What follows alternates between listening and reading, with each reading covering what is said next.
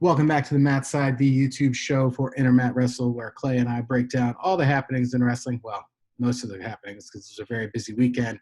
I'm your host, as always, Richard Anderson, man, and joining me, as always, Clay Sauertieg. Clay, how's it going, buddy? Feeling good, bud. Feeling refreshed. Had a week away from the pod, obviously, where we kind of couldn't get to things. Came back with a really big weekend, obviously headlined by Zahid Burroughs, but a number of stuff at Nationals. A lot of wrestling, which we were just talking about off screen, lot throwing us, but feeling good, feeling like we're getting back into the swing of things.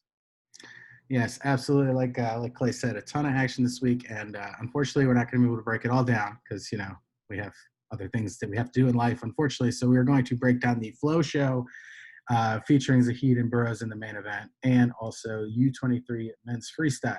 And so maybe we'll get to the rest of it. Probably not. It's just so much wrestling, and we're going to do the finals of U23 Men's Freestyle, I guess is what I have to say. And yeah, I mean, we talked a little bit off the air about how they combined a couple of events, and it just seemed like there was a ton of matches. So, it looks like the college season is going to be at the very best delayed, but it does look like there's no shortage of wrestling going on right now. Yeah, I guess a lot of these clubs have to keep their wrestlers wrestling, but this has certainly been the impetus for guys wrestling just everywhere. And I guess like not having college season will do that. We see it even with senior level athletes, both men's and women's. I was recently talking off air about the women's, and I don't remember who it was that I said has wrestled in all of these events, and it's just been like nonstop. I mean, we've had cards seemingly every week either put on by UW or USA Wrestling or these regional training centers or Flow. I don't know. Maybe it's the same amount of wrestling and maybe it all comes out in the wash, but it feels like we're getting even more than we normally would, which would be a very funny wrestling thing to kick it up in the middle of a pandemic. Right, and I don't want to get off topic per se, but I think if you are one of the people who, like me, at least thinks or pictures a world without the NCAA and what that would look like, I think we are kind of seeing it. And that these schools and these clubs and these institutions could have their own events and could do their own leagues. I don't think we're going to get there in wrestling anytime soon, but if things with the economy keep going, I mean, we saw maybe the Big Ten break off and just to do their own thing. I think it's kind of showing in a little small sample size of wrestling that it is possible that something that could happen. It's been a very surprising response from the wrestling world in terms of how they've gotten things coordinated in such a short time where, like I said, now it feels like we're getting things back to back to back. All right, so we're going to start with the Flow Show. Unfortunately, not named, so we just have to call it the Flow Show, Zahid and Burroughs. The first match was a little bit of an inauspicious start. Kyven Gadson taking on Kollin Moore in a rematch of the finals they had from the U.S. Open. In that match, Gadson got off to, I believe, a 4-0 lead before Moore came back and took it. He scored an early takedown in this one. He got to a single leg and ran it down. Then, in a scramble off a Kollin Moore attack, Gadson tried to go for his over-under outside trip that he hit on Kyle Snyder in the finals, and he went down. It appeared to be a groin injury, and he was unable to finish the match. So sad to see Gadson go down. I would have liked to see the match go on because, like I said, in their first meeting, or their most recent meeting, he also had a big lead. But unfortunately, it's not the case. Kyven looked good in the 30 seconds or so that we saw him. Like you said, ran down that single, looked quick. I thought he looked a little leaner than he has in the past. I think I thought he's looked a little heavy at 97 kilos. I think taking that early lead would have been necessarily nice. Maybe he would have been able to not necessarily shut things down, but not be as aggressive as he's been in the past where Moore was able to hit that duck and take advantage of him. Really a shame to see the injury. Like you said, at first I kind of thought he caught a shot to an uncomfortable area. It turns out it looked a little worse than that, unfortunately. So I think Kyven said recently on Twitter that it wasn't as bad as he feared initially, which is nice to see, but hopefully we can Kyven back on the mat there pretty quick. One thing I will say is with these events, I don't know whether it's because of the changed training schedule or not being able to get necessarily the physical training and recovery that you normally would, but it does seem like we're seeing an interesting amount, a large amount of injuries on these shows. Flow particularly, which seems to have a lot of really bad luck, unfortunately. Yeah, I mean, I do wonder if it's just, because the people are in unique training situations, or maybe it's just people are used to a different warm-up routine when it's like for a tournament, you're in the gym, you can bounce Yeah. around, whereas here it's more of like a fight card atmosphere where, you may have like a more cramped area to warm up. I don't want to put that on flow, but I do think it is kind of odd that it does seem to be happening more on these non-tournament one-on-one cards. So, Yeah, I mean, between who's number one and this, I think there was like 3 or 4 defaults. And again, I would completely agree. I don't think that's on the promoter at all. It's just extremely unlucky and something you hate to see in a situation like this. all right, so we're going to move to 62 kilograms in a women's freestyle match. Kayla Miracle takes an 8-0 victory over Ana Godinez. I think this was a pretty big physical mismatch. I thought that Miracle was able to get to a double driver off the mat. She basically scored whenever Godinez got in on a shot. Miracle was able to make that her own offense. She did get a 4 on an overhook throw on the edge that didn't look like it was actually a 4. That was probably a 2. Yeah, there was definitely some questionable refereeing in this card, but I do think that it made no impact in this match, and Miracle was in the driver's seat throughout. And another impressive performance for an up-and-comer on the women's scene. Yeah, Miracle looks good. I think for a number of years, she's kind of been the woman that people expect to take that 62 spot. Lost out a few years ago to Mallory Velti, and I want to say, was she on the team last year? I could not say. Last year feels like it's forever ago, so I could not tell you anybody that was on the world team last year. But I feel like she's been kind of up and coming for a while now, and looked really good and is rounding into form at a time where it seemed like it could be really good to round into form. I don't think we yet have a date for a potential Olympic trials, but it looks as good as she has in a while. Looked strong, quick, was able to fire off attacks in in both directions. I think this is kind of the Kayla Miracle that people expect to see when she hits trials, and will probably be one of the favorites to maybe take that 62 kilogram spot. So I looked it up. She was the world team representative in 2019. She won her first match 11-0, second match 15-4, and then fell to Rim John Sim of the People's Republic of Korea 6-6 on criteria. So someone who is winning matches on the world level, and I think we saw here that we see that stratification where people get that world level experience and they start separating themselves domestically. And I think that's what we saw. Yeah, and Miracle's still I think really young, probably only 23 or 24, having just graduated in the last year or two from Campbellsville. And again, I think that's a spot where she could really make that 62 kilo spot her own in the next few years or so. All right, so one of my favorite things with this summer of wrestling is the switch from the metric system back to standard. So we moved from 62 kilograms, now we go to 160 pounds. Sammy Sasso of Ohio State taking on Tyler Berger, formerly of Nebraska. And I think this is actually a pretty interesting match because if you thought, or one of the people who thought that Sammy Sasso would have an advantage in this match, obviously you think it would be with his leg defense and his ability to score off other people's shots. And even though he scored one takedown off a shot from Berger where he threatened with a cradle and Berger bailed. Berger was able to get in and finish clean against Sasso. It was very impressive. The final score was 8-2. And like I said, it was 4 takedowns to 1 takedown. I wonder, though, if Sasso's just not big enough. This match was at 160 pounds. Yeah. Berger wrestled 157. We saw Berger really outclassed Joey McKenna on the Wrestling Underground show in the cage. And I just think that, for a 149 pounder, it's a pretty big jump. And I thought that really hurt Sasso's defense because the length, the reach, the size was just hard for him. That was my takeaway as well. I kind of think Berger is additionally just further along into his development, which you would expect from somebody that's like 4 years older or so. But a number of times, Berger was able to get in deep, kind of on either a low double or try to double off on a single. And you saw Sasso kind of go chest wrap or chest lock. And he's just like, you're not going to horse over Berger, who the match was at 160. I think that they said Sasso came in well under that. And Berger, who has been up at 174 in the past. So you got to imagine even after weighing in, he's probably back up around 170 or so. So there's probably a good 15-pound or so weight difference. I think Berger is further along in his development. I thought he looked pretty good. Was able to get in on a number of shots, which is not easy on Sasso. But once he was able to get in there, Sasso didn't really have much in terms of what he could do to scramble or score off of Berger's of Berger's offense. Right. And yeah, like I said, I mean, I don't want to take anything away from Berger. I mean, both guys agreed to the match, but you know, it was just I think that it had to be a contributing factor because those first 2 takedowns he got, where he got to like a low single and then made it a double and finished through that chest wrap position, I just don't see people getting that on Sasso.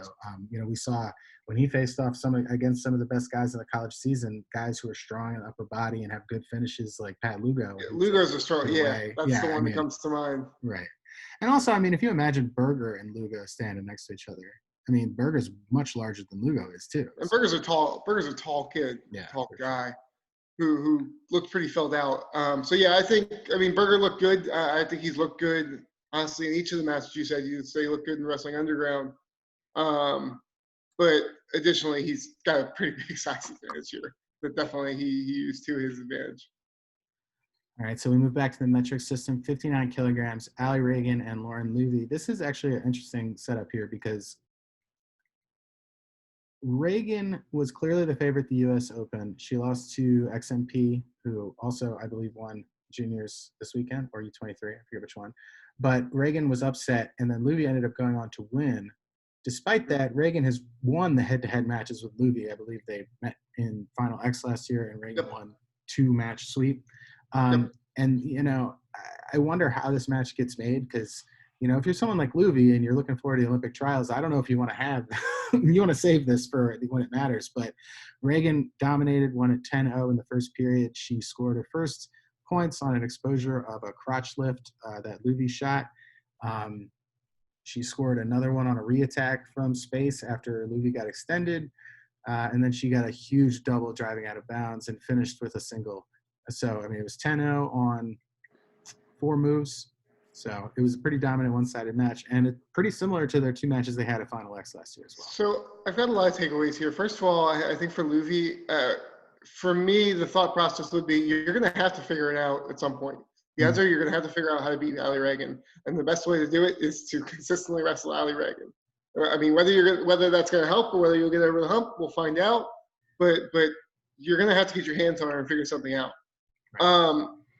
I also think it was a matter of Alli Ragan laying down a marker. You mentioned didn't win the U.S. Open as a huge favorite, multiple-time world medalist. I feel like this was kind of like a statement of intent where it's like, okay, guys, this is still my weight class, and I still plan on being right there at trials and being right there at the Olympics, hopefully in a year. I thought Ragan looked fantastic. She looked intense. Really off first whistle was attacking. Didn't get a chance to show much in parterre, but we know that she's pretty solid in parterre. Looked strong. I came away with this really, really impressed with Alli Ragan. I know we've seen them match up in the past, but I think this was kind of a reminder for those who forgot just how good Alli Ragan is when she's on her game. Absolutely, because we saw both her ability to score from her own attacks, her ability to score off Louive's attacks. I thought it was a pretty complete performance. And, you know, I mean, yeah, I guess I was thinking, you know, save your best and have that one shot, but I also don't think there's anything wrong with, you know, getting the reps and trying to figure out the puzzle too. So that's a good perspective on that as well. Yeah, I think for me, Ragan, I mean, Louive's looked really good of late, obviously, to win the U.S. Open, and she was the one that I was talking about who's been on so many of these cards. And which must be great for her in terms of getting the experience and then financially. But Ragan, I think, looked in a class of her own here, and it's going to be really interesting to see how that translates to trials. And I forget who else is going to be in that weight class. They're not, 50, won't be 55, I don't think. She's going to be down to 55? Check the Olympic weights. 57? It's going to be 55 or 57, so it's probably 57. But I don't know whether Helen Maroulis will be there as well. Again, we've had so much time off to figure out where everybody's going to be that I have no clue. But I was really, really impressed with how good Ragan looked in this appearance. All right, so we're going to switch to Greco. This match coming at 103 kilograms. Giangelo Hancock, a mainstay at 97 kilograms, taking on Alan Vera, who recently has put his name on the map at 87 kilograms. And I think heading into this, I was actually pretty excited for this because Vera just looked so good at the U.S. Open. You know, people weren't scoring on him. I think I looked it up when I was doing my preview. He allowed only 3 points in the Schultz and the Farrell combined in 2019. And all that excitement pretty much evaporated right away when we saw the them. huge size Yeah, difference. And just the way Hancock Hancock just drug him down to the ground. Should have never been made. It was, and not only that, but like if you're Vera, I'm sure that Vera just wanted a match. Right. How do you not make Hancock cut at all? I mean, the fact that you're giving him pounds, you're 20 kilograms below him, and then the match is at 103. That's crazy. I think they said the weight difference was something like, was it like 16 kilograms or something like that, or when they actually weighed in. I mean, it was just, no offense to Angela Hancock, who looked good, but like, what do you take away from this match? Right. Like, so yeah, let's go through so it. Much bigger. Hancock did a snap down to a front head. He ended up snapping him down, spinning behind. It looked like Vera was going to go for a hook roll, and Hancock kind of went with it and made it a trap arm. They didn't review it, but neither here nor there. Hancock then worked. He was moving Vera around the mat with ease because of the size difference. They got to the edge. Vera went for one of those yellow throws and exposed. And then the final exchange of the match was a snap go behind from Hancock. And on the replay, I thought it was pretty clear, a leg foul. He stepped in between his legs, and he kicked Vera's leg off the ground and then finished it. Now, I guess the argument is that they thought that he just planted his leg and then Vera tripped over it, but I thought it was pretty clear leg foul. I don't think it really made a difference. I don't know what it was but yeah. The refs looking at it and saying, "This is gonna. If it's not over now, it's gonna be over momentarily." Almost like a TKO stoppage that you would see in MMA, where they're like, "Look, you may not be out, but you were going out. Yeah. If we let it go." But yeah, it was very clearly a leg foul. Angela Hancock looked good. I don't think that Vera looked bad. Vera just looked like a guy that was significantly outgunned from a horsepower perspective. Yeah. And, I think these are two guys, depending on Vera's status for the Olympics, I hear that it's still up in the air. So, these could be two guys going to, the Olympics for the United States, depending on how that sorts out. But clearly two of the best Greco guys, and it's sort of like a dream match, but it also just didn't work with the particulars there. So yeah, I think you're probably looking at the two biggest medal threats for the U.S., assuming that Vera's eligible. But you really couldn't take much away from the two. So we'll go back to freestyle, 65 kilograms, Anthony Echemendia taking on Evan Henderson. And I think this is another one where I think a lot of people wanted to see Echemendia because he's a guy who clearly has a lot of freestyle acumen, clearly a physically gifted guy. He will be going to Ohio State this year and wrestling for them. But before this, we never really saw him against anything other than high school competition. And I think that on one hand, I think that he lost this match 8-3. His 3 points came on a failed challenge and a very questionable exposure that I don't think he earned. I thought that was Henderson's points. So he didn't really score that much in this match. Henderson was able to finish on him clean multiple times. I do think this throws some cold water on him, but also, our guy Ed Gallo was saying that perhaps people are just underrating Henderson, and he's actually just, miles ahead, which he has looked great at recently too. But yeah, I thought it was kind of interesting because I think there was a lot of excitement to see Echemendia because he's sort of like a mystery on this level. And, he did not deliver to the astronomical standards that people have put on him, but we still have to see what he looks like on the college level. Echemendia's, I don't know what to make of him. Right, exactly. Like we you still said, don't know. I've been so, I don't want to go too far in the opposite direction after this, like you said. Mm-hmm. But he came in and was a two-time Arizona State champ and just dominated in Fargo. Just dominated a really good Fargo field. But he was also the far more physically mature athlete in that bracket. He's 21 years old. He's going to be 21 years old as a true freshman. Very talented, very good freestyle acumen.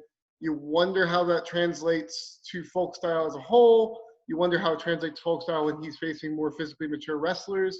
You wonder anybody who's followed him, how much he's going to deal with the grinds of college, the lifestyle of college, dealing with everything in addition to wrestling. I've had concerns in the past about whether he's going to wrestle for 4 years for Ohio State in terms of collegiately, whether he's going to want to deal with everything that comes with college wrestling on top of the actual wrestling. and then when you get on the mat, how he deals with things like mat wrestling. But he's also, again, not to discount him, extremely talented on his feet, very athletic, very explosive. But there's a lot going on there. But I definitely think you kind of saw we can't get ahead of ourselves because Evan Henderson looked the far superior wrestler in this matchup. And Henderson is a very talented wrestler. He's been on the senior level now for a while. But also his college acumen was very good, 2-time All-American, but was not an elite college wrestler. So it's going to be very, very interesting. I'm not sure what to make of Anthony Echemendia at all right now. And I think you kind of touched on this too about the idea that he's so physically gifted, and he was wrestling against high schoolers who were kind of overmatched. And we saw that early because in the first period, Henderson came up short on a shot, and then he was working for the push out, and Echemendia went for sort of like this cheap throw on the edge, and he exposed himself. Mm-hmm. And the other takedown was he basically got to like a seatbelt position, and he was trying to muscle Henderson out, and Henderson wizarded him over and got the point. So it was like both of these exchanges early on, the only scores in the first period were Echemendia doing sort of like competency trap things you can do when you have a physical advantage. And Henderson was there to meet him and get his own points out of it. So it's kind of like, maybe at the higher level, he's going to have to get back to basics and wrestle those like Kyle Snyder freestyle matches in folk style, where you get your takedowns, you finish clean, and you limit the mat wrestling as much as possible. And the step out point was very interesting as well, where they were kind of on the edge, and it looked like Echemendia was going to get a push out. And like you said, Henderson kind of wizarded him out and got the guy's head to touch first. And from there, you kind of saw Echemendia's face walking back to center was like, all right, well, what are we doing here? Like, I'm out of ideas. Now, I do think, he's going to be in a room with some really good wrestlers and some good coaches. So it's not like he's a finished product by any means. But again, college wrestling is a grind, not just from the physical standpoint, but everything that comes with being a college student. So I'm very curious to see how the next couple of years go for him and see how much he's bought into being an elite wrestler on the folk style scene in college.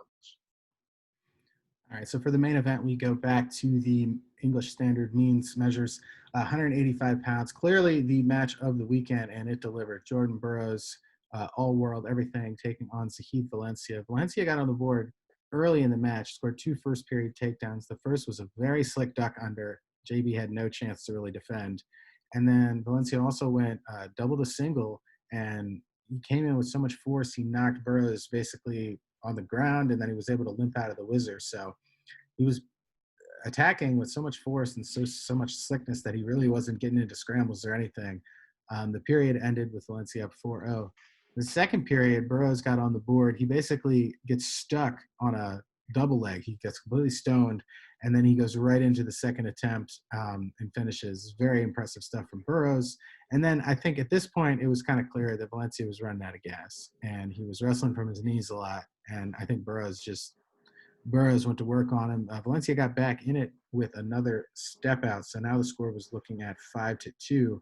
But it was also like you knew that this was now Burroughs' time. He did a little spin behind off a weak shot from Valencia, as I think Valencia was shooting him out of bounds. Yeah. That was the point for me where it was like, oh God. Like if you're a Zahid Valencia fan, if you're Zahid Valencia, it just came so easily, that second 2 for Burroughs.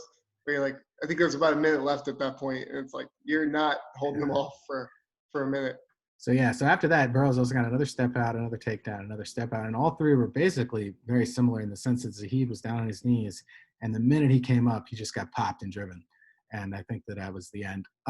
So on one hand, you could say Valencia looked great, and if he can figure out his gas issues, he wins this match. On the other hand, you could say that he just had to expend so much energy to score and to keep up with Burroughs that, it's always going to be a 6-minute match no matter where your cardio is at. And I think, Burroughs shows again and again that he's going to keep coming, and he never looked phased. He never looked out of it. He was down 2-0. He was calm. He was conserving his energy. He was wrestling in spurts, and it was a vintage performance from Burroughs. And also at the same time shows why Valencia is so great and why he's going to have a future on the senior level as well. Yeah, I think Valencia looked fantastic in the first period. I thought his game plan was really smart. He stayed really low, rested from his knees a good bit. I was a little surprised. The ref gave him attention probably, I think it was in the second period at some point, to get off his knees. I was a little surprised they got that far because it was very clear that he was like, oh, well, I can defend the double if I just stay down on my knees. Yeah, I thought that they let that go on way too I long. was a little surprised at how long they let that go. But Burroughs, I think Burroughs doesn't get enough credit, which is funny because, I mean, I think he's widely regarded as one of the all-time greats in USA Wrestling and the greatest of the generation. But for his match acumen, and I think he was just very smart in this one where even at 4-0, he was like, okay, here's how I'm going to work back into this. And just kind of kept wearing on, got that first two, went down 5-2. But again, once you get that kind of that snap and spin behind, it was like, okay, you're in trouble if you're Zahid Valencia. I think Valencia looked fantastic in terms of his abilities when he's fresh. I do think it is a bit worrying that he came in with, we probably had 6 weeks ago this was announced, so you would consider a full lead up for one match. I think there's a little concern that if you're going to try to knock off David Taylor for a spot in the Olympics, you're going to have to deal with the gas tank, and you're going to have to deal with the gas tank on a good bit larger guy, and the guy that's known for his ability to gas other wrestlers, and he's going to be able to deal with the length, I think, a little bit better than Burroughs was because Taylor's a similarly long guy. So I think there's got to be a little bit of concern there where it's like, well, if we're gassing out in a one-off match here, how are we going to deal at the end of a tournament in the best of 3 series against a guy known for his gas tank? But again, I was very impressed with both, and the match certainly delivered in terms of excitement. Absolutely. I do think that if, Valencia's goal, and I think it is, to beat David Taylor, I think that's got to be an entirely different game plan. I think, you got to maybe play defense for a period and hope that you're the one coming on late, or because, I think while I think Burroughs was pushing the pace and making Zahid work, I don't think he was making him work the way David Taylor would. And I think that match could get out of hand. And we've seen David Taylor do it to people domestically and internationally, like you said. So, I think that's going to be a different approach. In addition, you're going to have to Burroughs. He's not bad in parterre, particularly his parterre's defense is incredible, but he doesn't look to work a ton on the top unless he gets to that lace right away. If you get taken down by Taylor, he's going to go to work on top for that entire time that they let him do that. So you're going to have to find something where I thought Taylor would have been the clear favorite. I probably would have set a line for a Taylor-Zahid match at somewhere around like 3.5 points. If it's the same version of Zahid now, I think I might set that line another further 2 points. Still want to see it, though, for sure. Absolutely. Yeah. All right, so that's going to do it for the Flow event. I do think that it's hard to say anything bad about this card because the main event was so awesome. Clearly my favorite match this year. I think with some of the rematches seemed sort of unnecessary, and some of the matches were clearly huge weight differences, the Greco match particularly. So there was some questionable matchmaking, but I enjoyed watching it. No hate there. We're going to move now to the U23 men's freestyle finals, and we're going to start at 57 kilograms. Ramazan Attasuov taking on Danny Vega, one former Iowa State wrestler versus a current Iowa State wrestler. And I was surprised. Vega looked great early in this match. He got a 4 early when Attasuov went for a bit of a gator bacon throw, and then he got his own high crotch fireman's carry kind of thing. But once Attasuov got on top, he scored with a nice little single out of an overhook or an underhook, and then he got 2 guts, and then he went bent leg Turk and got the fall.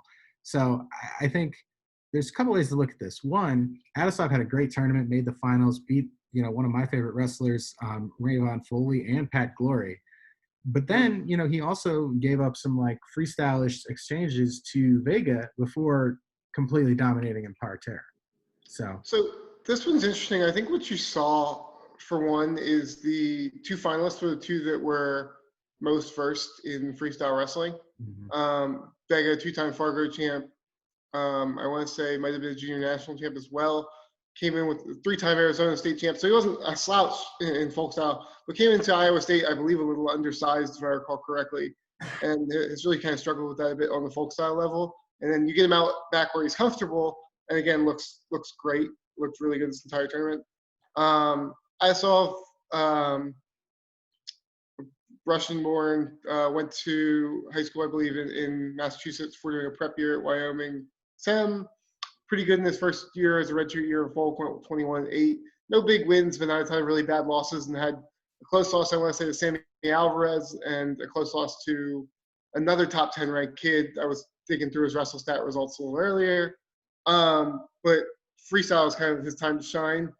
I was really impressed with Attasuov in parterre for the most part throughout the tournament. I'm really excited to see what he can do next year at Iowa State on the folk style level, because again, for a debut freestyle or for a debut folk style season in college, 21-8 for a guy who had a mostly free background, I was very impressed. So good job here by Kevin Dresser to kind of get him going in freestyle, and also get him to be, he's going to be a redshirt freshman, I believe, next year.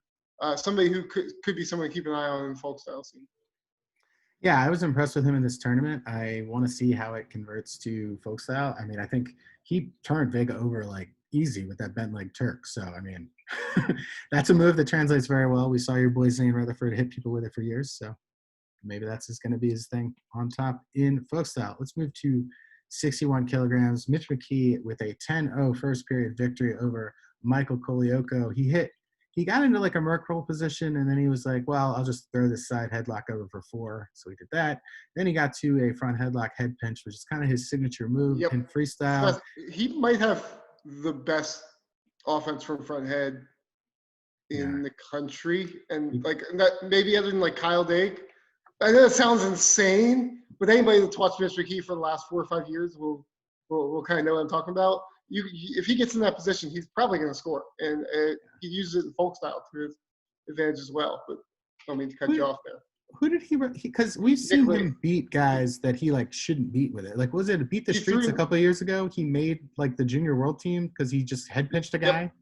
I don't remember who it was, but he was the underdog. I've seen him do it in folk style where he's taking Nick Lee over after being taken down, and all of a sudden he's on top getting back points. Yeah, so I think this is one of the first ones that I think was kind of a theme, was these guys who have moved on from college and are now going freestyle full time, sort of running into guys who are still in college. And I think that this kind of obscures how good of a tournament that Colaiocco had, because he beat Austin DeSanto in the semis, and he beat Taylor Omont in the quarters. For a guy who I think is going to be a redshirt freshman this coming season for Penn. Or no, I guess he wrestled last year, right? So he'll be a sophomore.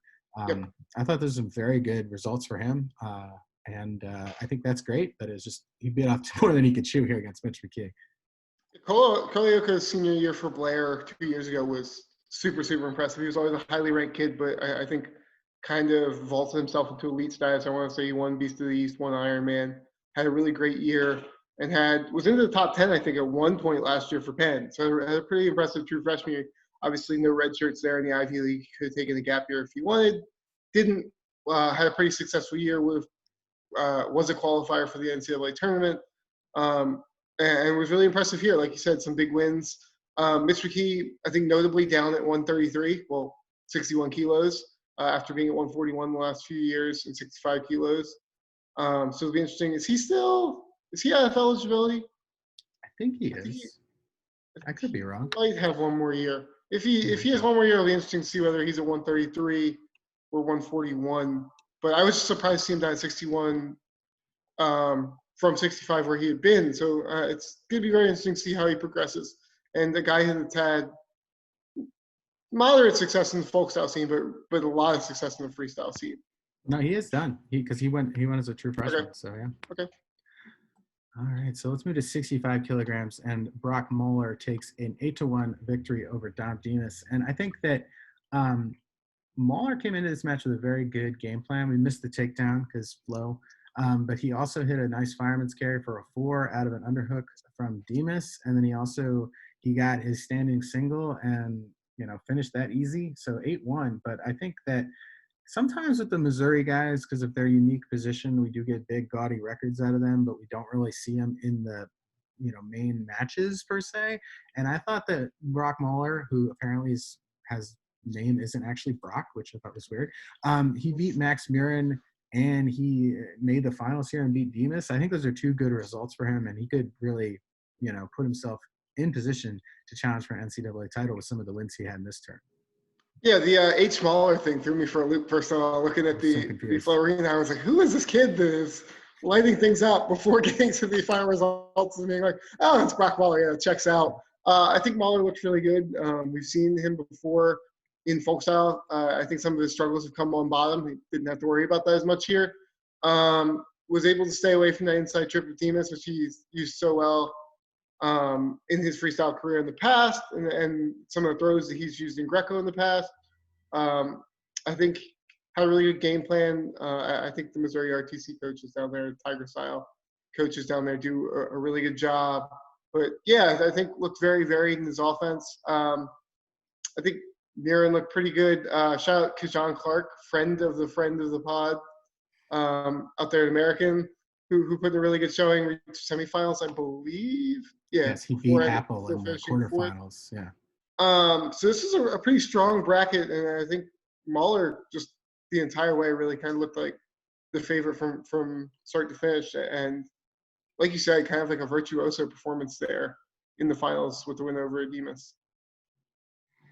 All right, so we move to 70 kilograms, and this is one of those matches we may see again in the Big Ten season, depending on weight. Will Lewan takes a 5-4 victory over Caleb Young.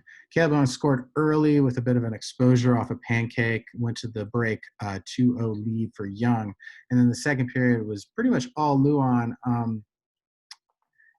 I think it's interesting because I believe that if you're an Iowa coach, you watched Caleb Young last year, and yes, he fizzled at the end, but he looked pretty solid early in the year. But he also was like seemingly pretty defensive. And, he held position well, he fought well, he defended well, but he's just not like going. And I think in this tournament, it was an emphasis on him attacking. But in this match, it seemed that, he shot himself into a couple problems. I mean, I think both of the takedowns that Lewan got in the second period were off extended shots from Caleb Young. And I think that there has to be a happy medium between like all offense and going and, not putting yourself in bad positions. Yeah, I really liked what I saw out of Lewan, who's a guy that I thought was going to have a better freshman year redshirt freshman year for Michigan. And I guess that we kind of fall prey, or at least I fall prey, of these kids having such good resumes coming in that you expect everyone kind of in their first years to just light things up. But we saw what happens here is when he goes, he can get to his offense. And we talked to teammates of his who are no longer on the team there who said that when Will goes, he's as good as anyone in the country. And he just needs to pull the trigger a little more. And he doesn't really have gas tank issues that I've seen. He's just a little hesitant to go. And I think that was kind of part of what Young came up against was, Will Lewan is to me, was a level above just about everyone else in that bracket outside of Caleb Young. So it was kind of a very large step up.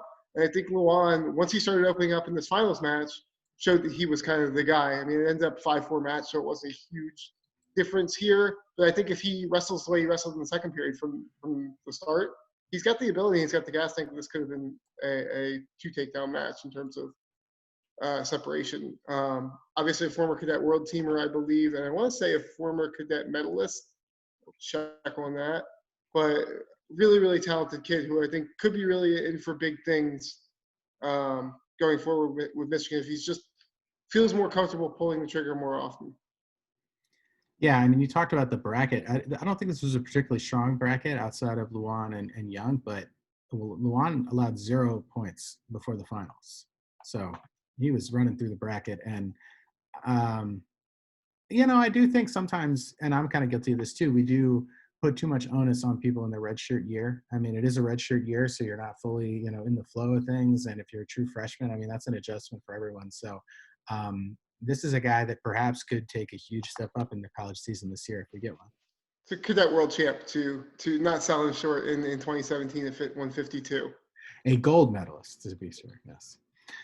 All right, so we moved to 74 kilograms. And I think, we saw this last year where Chandler Rogers was not able to represent Oklahoma State at the NCAA tournament, and he was able to go and get that medal at Pan Am's. I feel very similar here about Evan Wick. This is a guy who really has worked hard to develop new skills and push guys in a very deep weight class in college. And, he's had rivalries with Marinelli and Vincenzo Joseph. And to see him get a medal here and look great early against Danny Braunagel put a smile on my face. He scored basically a textbook single right off the bat. He went to work on top. He got a high gut, turned it into a West Point ride, and turned that 2 more times. So he had an 8-0 lead pretty much right off the bat. Braunagel, who's looked good this summer, got back into it with a single leg of his own, and then there was some blood, and Wick kind of shut it down. The final score was 10-4, but I thought Wick looked good early in the match, and like I said, I was very happy to see his hand raised in this tournament. Wick's fun, like you mentioned. Just there's been a number of different incarnations of Evan Wick in terms of how he's able to score, and he's always able to score. Whether it's in folk style from threatening that cradle or being on top, whether it's using his length to counter and getting scrambles, or in this case using his length to find angles and score and then score on top. One of the more entertaining wrestlers I think in the country in terms of the variety of ways he can produce points. For those who are able to or haven't seen it, his semifinal match with Jacory Teamer was one of the best matches of the tournament. Took an 11-9 victory, and Teamer came on strong late. But yeah, I think this was a really good showing for Wick. I'm excited to see what he can do at the world level. If he's able to hold 163 or 74 kilos, he's going to present problems for somebody because it's just so damn long. So definitely somebody to watch going forward at that level. See kind of assuming Jordan Burroughs ever retires, and see, depending on where Kyle Dake ends up, whether it's 74, 79 in off years, I'm very excited to see what Evan Wick can do on the national level and then maybe the international level at 74 kilos. All right, so we're gonna move to 79 kilograms. This match was interesting. David McFadden and Nelson Brands. I thought McFadden won. There was a Flo-esque size difference here. McFadden looked much larger than Nelson Brands. Nelson Brands always going to be moving up in weight because of the backlog they have there at Iowa. And I thought that Brands is just a bull. He's coming forward. And I thought that McKenna had the acumen of, faking shots, half shots, re-attack to get points. And I think eventually he just got tired of Brands beating on him and kind of just wanted out of the match. But he had built a lead, so he was able to hang on and take it 12-5. Brands did hit a very nice arm spin and score, but he went for it again and it wasn't there.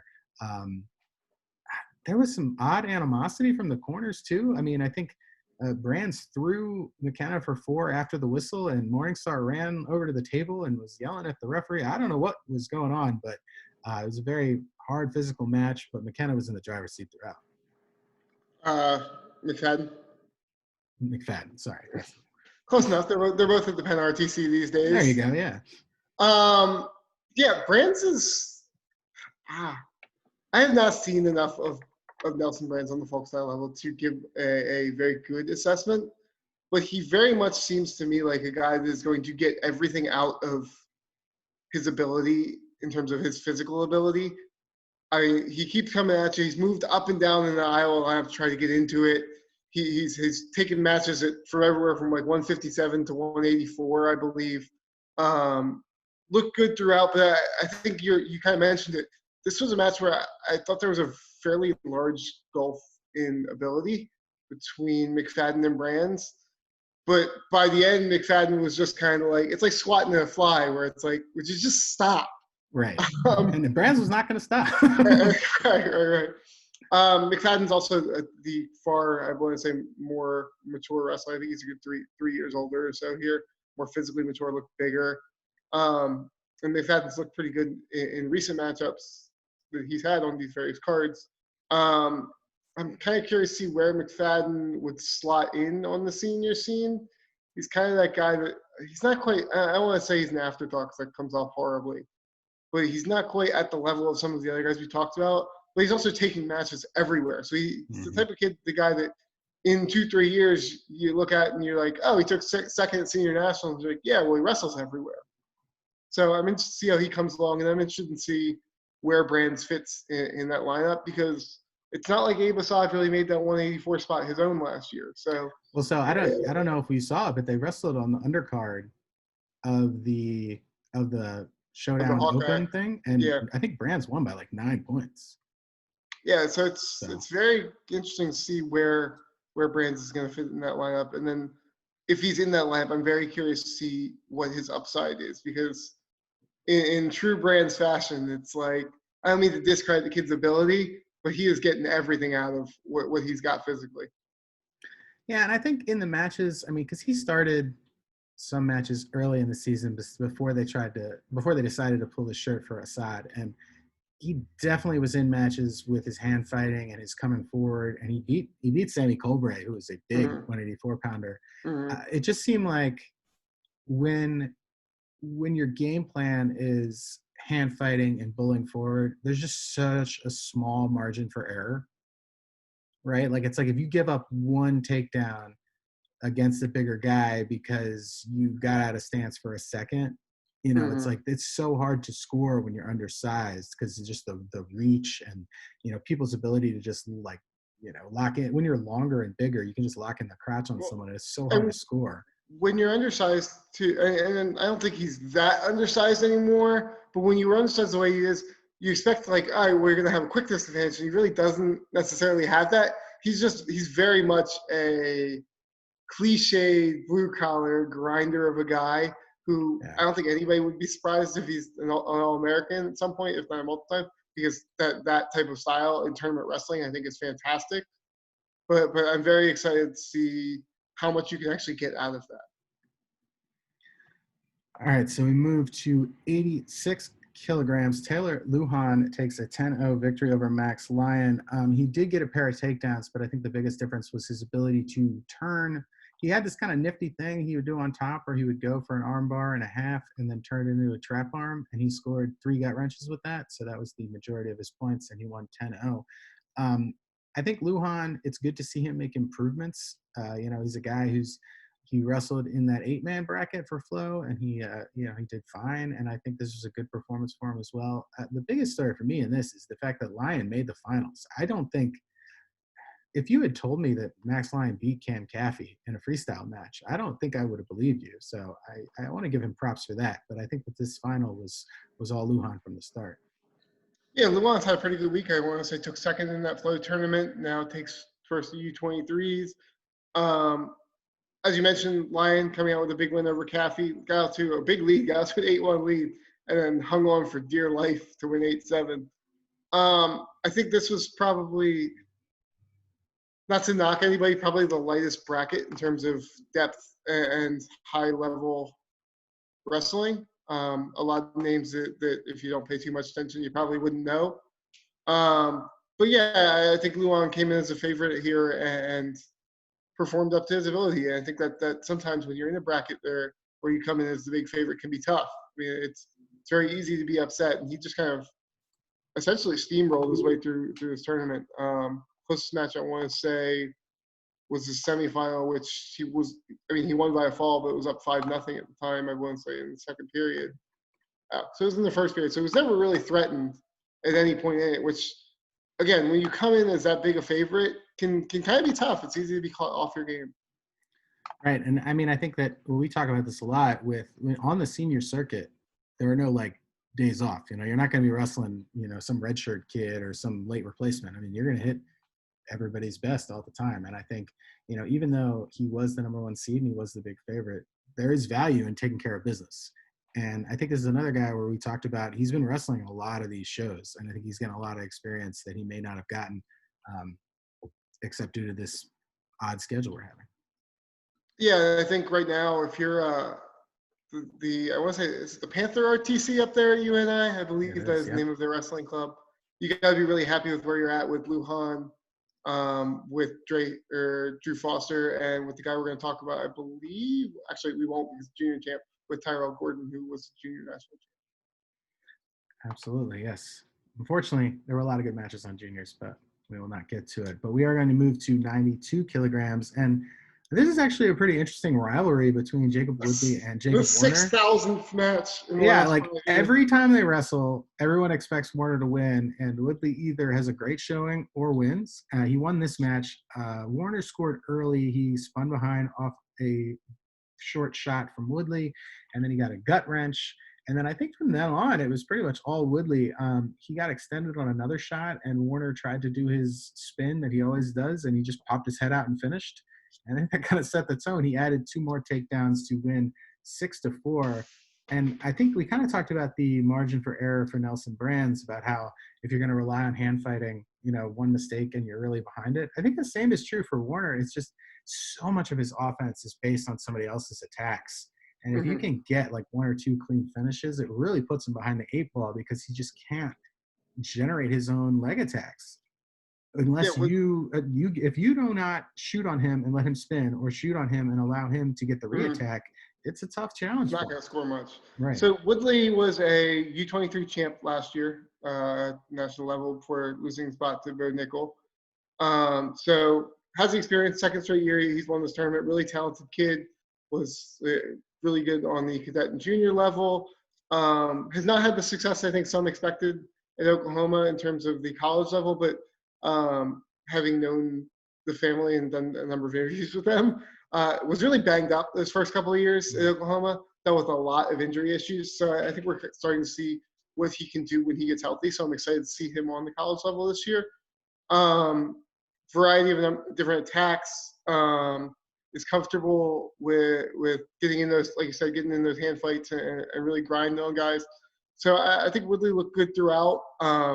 As you mentioned, these two have met a number of times. You could throw Michael Beard as well in that category, where it's kind of been those 3 guys at this weight, where they're about since they were probably 14 or 15 from cadets on up. So one I'm really looking forward to developing 197. I think you could see Woodley and Warner meet again with Beard in that mix, with AJ Ferrari in that mix, who I believe, I don't know whether he wrestled juniors, but is a big name, was junior champ, right?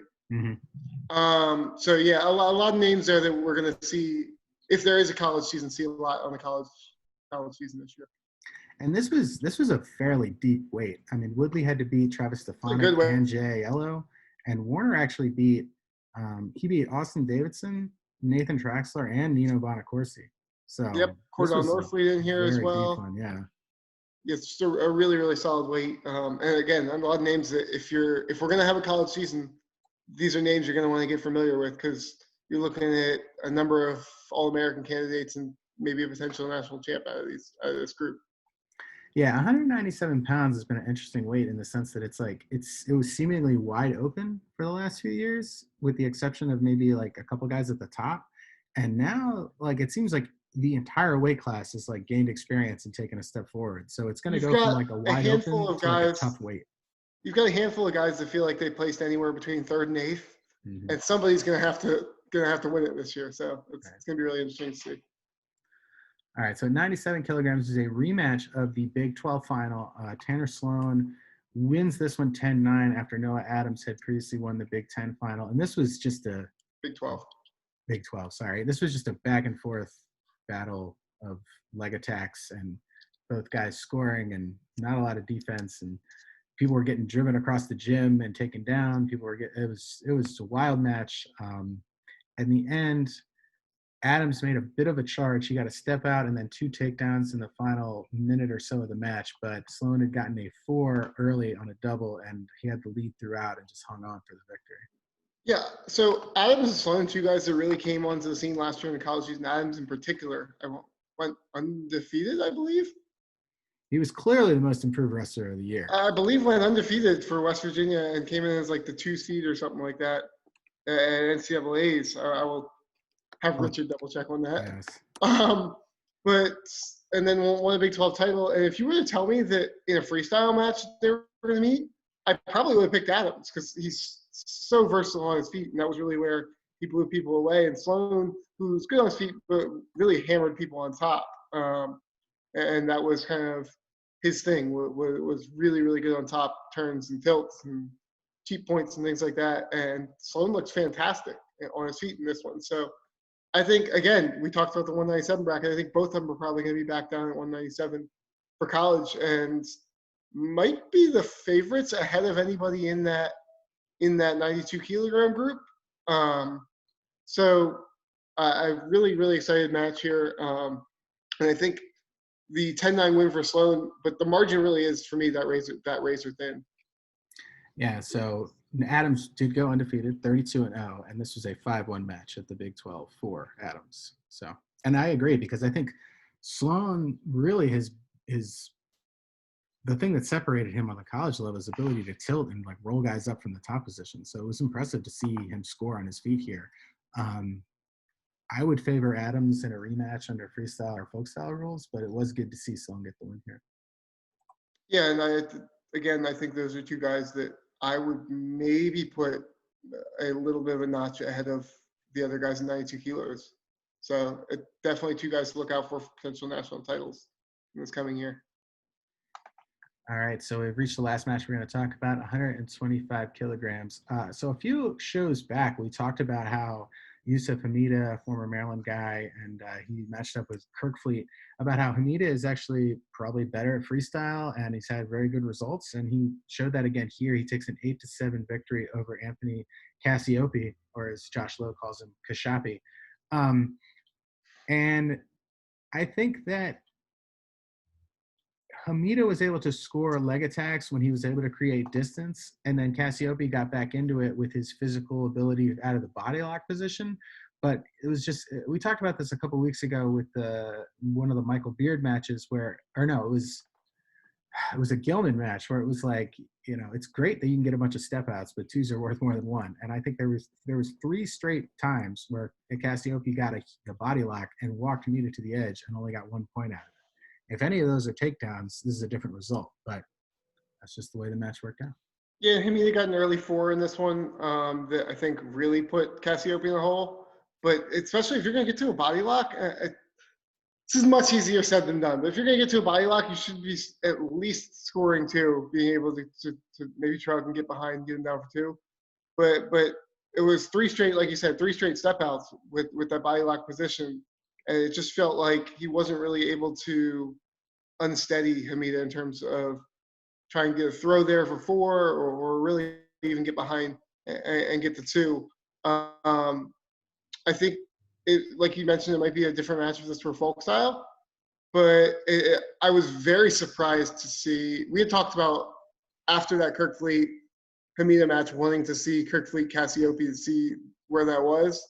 And it's not going to be overly encouraging if you're a Cassiope fan, seeing this match being close. Granted, it was a loss. It was a close loss. But having seen Kirkfleet run through Hamida 10-0 in like a minute and 10 seconds or something like that. But overall, this was another one where I thought the bracket was really strong. Cassiope had to take out Jordan Wood and didn't get scored on against Jordan Wood, which is really impressive, to reach the finals. And then you saw Zach Elam was also in this bracket for Tiger Style and actually didn't place. So a really, really strong bracket and some good results from a lot of guys. Yeah, I mean, I don't want to necessarily do the wrestling math, but I mean, if you are like an Iowa faithful person and you're looking forward to that match, I mean, it definitely, if you look at common opponent, it is a different story for sure, like you said. Yeah. And also, we talked about Woodley and Warner wrestling 1,000 times. I feel like Cassiope and Grummel from Iowa State have wrestled like 40 times, and they're both really young still. So that's a rivalry that will never end. One of those you've seen a ton. Also, Iowa with another interesting result in Aaron Costello getting a top 8 here. Some other young guys like Luke Luffman up there, Brian Andrews up there for Wyoming. So a lot of college level guys to keep their eye on. Absolutely. All right. Whew. Another marathon show in the books, Clay. We did it. More wrestling. More to come. What do we have next one, Kay? We got Tar Heel coming up. Well, we know next Tuesday we got the twofer, Wisconsin Underground and Nittany Lion 3. Big times. A lot of wrestling coming up. A lot of different ways to watch. You guys can check a lot of those out. I'm sure Richard will have coverage and stats and whatnot on internet, so you can always check those out over there. That's right. Any plugs, Clay? Not a ton. As always, follow me on Twitter at Clay Sauertieg if you want to talk a little bit juniors. I'm sure I'll talk your ear off over there. Find me there. Hopefully find some Penn State wrestling concept over at Black Street Diaries. Still don't have a Penn State 2020, 2021 roster. So we're working some things out, and as we near a potential college season, hopefully I'll have more coverage over there.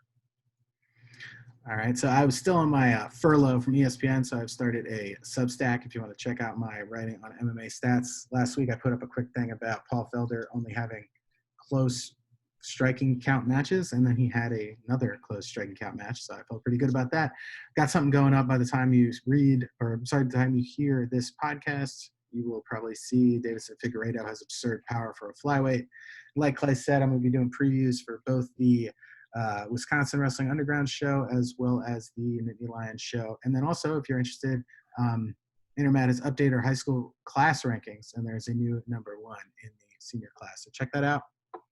And I think that's going to do it for us. Appreciate it, guys. Peace out. Have a good one.